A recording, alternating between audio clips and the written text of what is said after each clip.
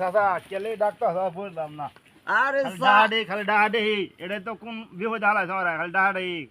চাচা শুনো, তোমার পাঞ্জাবি গাই বাবা আমার দেখে খুব ভালো লাগছে। তুমি তো আবার আছি আর শুক্রবারে নামাজ পড়ছি, নামাজ পড়ে আমি আছি, ঠিক আছে? কেলে ডাহাডে করতে তোমার তোমার শুনি কি পাও। তোমার দেখে আমার গপটা মনে পড়ছে।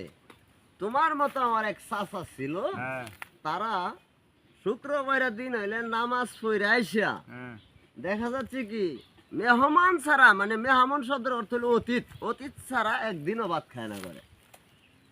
তখন চাচা আমার ঘুরে গেলে সারাদিনে অতীত পায় না, কারেন্ট আবার টাকা।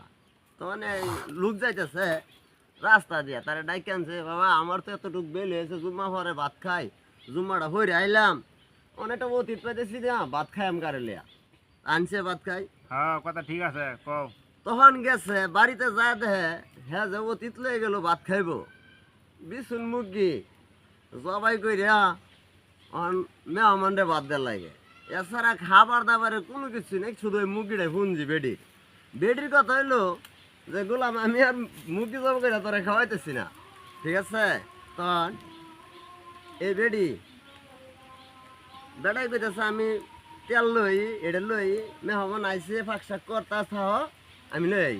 তখন এই বেড়ি যায় তার চাষার কাছে কান্দতেছে, চাষা করে কান্দুন কি আগো চাষি কন্যা জানি না যে মুরব্বী মানুষ, চাষা আনে ফুটকে দাম হিল দা তেলটা দেবো, এই যে তেলে লেগে গেছে এই যে হিল, এটা কি আমরা বললেন নাকি?